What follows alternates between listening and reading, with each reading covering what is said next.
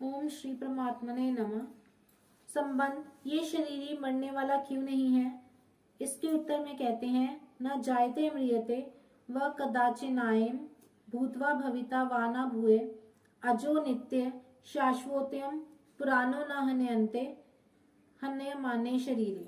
शरीर में 6 विकार होते हैं: उत्पन्न होना, सत्ता वाला दिखना, बदलना, बढ़ना, घटना और नष्ट होना। ये शरीर इन 6 विकारों से रहित है। यही बात भगवान इस श्लोक में बता रहे हैं। जैसे शरीर उत्पन्न होता है, ऐसे ये शरीर कभी भी किसी भी समय में उत्पन्न नहीं होता। ये तो सदा से है। भगवान ने इस शरीर को अपना अंश बताते हुए इसको सनातन कहा है। मम्मय वांचो जीव लोके जीव भूता सनातने। ये शरीर कभी मरता भी नहीं। मरता वही है जो पैदा होता है, और म्रियते का प्रयोग भी वही होता है जहाँ पिंड प्राण का वियोग होता है। पिंड प्राण का वियोग शरीर में होता है, परंतु शरीर में संयोग वियोग दोनों ही नहीं होते। ये ज्यों का त्यों ही रहता है, इसका मरना होता ही नहीं। सभी विकारों में जन्मना और मरना, ये 2 विकार ही मुख्य हैं। अतः भगवान ने इनका 2 बार निषेध किया है।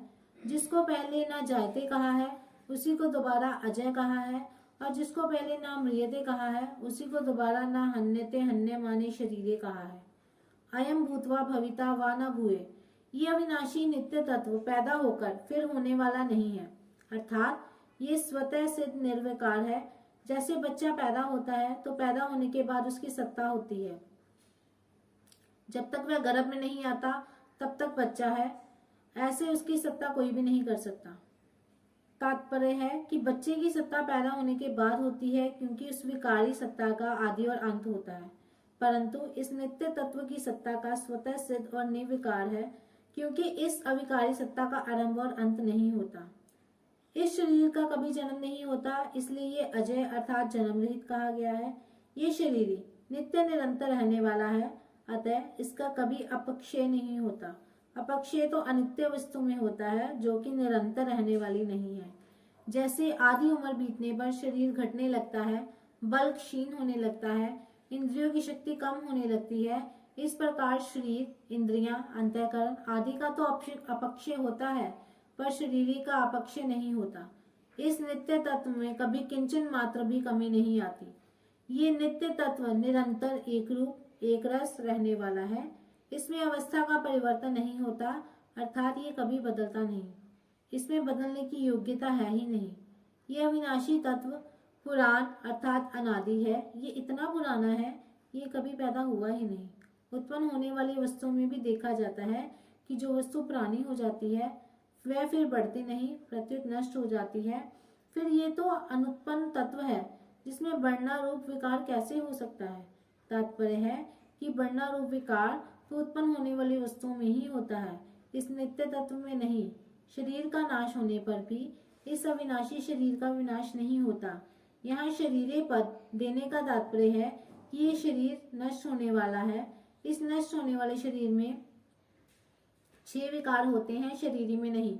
इन पदों में भगवान ने शरीर और शरीरी का जैसा स्पष्ट वर्णन किया है, ऐसा स्पष्ट वर्णन गीता में दूसरी जगह नहीं आया। अर्जुन युद्ध में कुटुंबियों के मरने की आशंका से विशेष शोक कर रहे थे।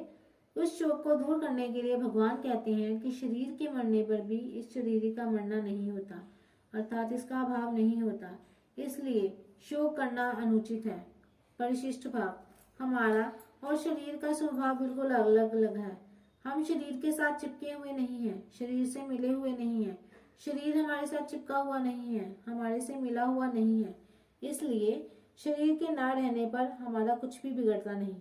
अब तक हम असंख्य शरीर धारण करके छोड़ चुके हैं, पर उसमें हमारी सत्ता में क्या फर्क पड़ा? हमारा क्या नुकसान हुआ? हम तो ज्यों के त्यों ही रहे। भूतग्रामा स एवायाम भूतवा भूतवा परलित्य। ऐसे ही ये शरीर छूटने पर भी हम स्वयं ज्यों के त्यों ही रहेंगे।